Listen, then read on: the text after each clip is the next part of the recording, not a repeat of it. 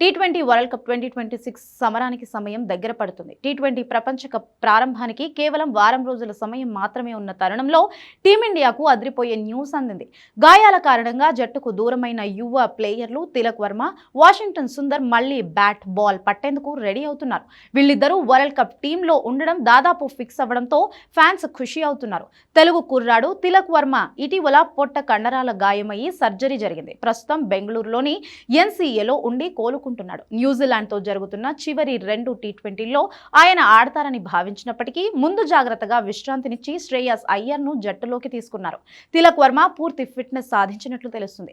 శుక్రవారం జరిగిన ఒక ప్రాక్టీస్ మ్యాచ్లో కూడా ఆయన పాల్గొన్నారు. ఫిబ్రవరి 3న ముంబైలో టీమిండియాతో తిలక్ కలిసే అవకాశాలు కూడా ఉన్నాయి. ఇక వాషింగ్టన్ సుందర్ అంటేనే పవర్ ప్లే స్పెషలిస్ట్. అయితే పక్కటెముకల గాయం వల్ల ఈ మధ్య ఇబ్బంది పడ్డాడు. కానీ ఇప్పుడు పరిస్థితి మారింది. సుందర్ ఇప్పటికే బ్యాటింగ్ ప్రాక్టీస్ కూడా మొదలుపెట్టాడు. మరో 2 రోజుల్లో బౌలింగ్ కూడా షురూ చేస్తారు. టీమిండియా జట్టులో ఉన్న ఏకైక ప్రాపర్ ఆఫ్ స్పిన్నర్ ఇతనే. కుల్దీప్, వరుణ్ చక్రవర్తి ఉన్న పవర్ ప్లేలో వికెట్లు తీయాలంటే సుందర్ ఖచ్చితంగా ఉండాల్సిందే. అందుకే వాషింగ్టన్ సుందర్ కోలుకోవడానికి సమయం పట్టినా కూడా జట్టులోనే ఉంచాలని మేనేజ్మెంట్ నిర్ణయించుకుంది.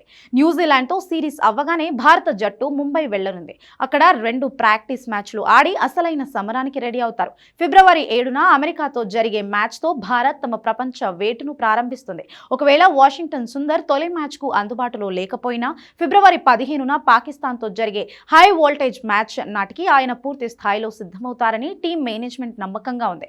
స్పిన్కు అనుకూలించే పిచ్లపై వాషింగ్టన్ సుందర్ పాత్ర అత్యంత కీలకం కానుంది.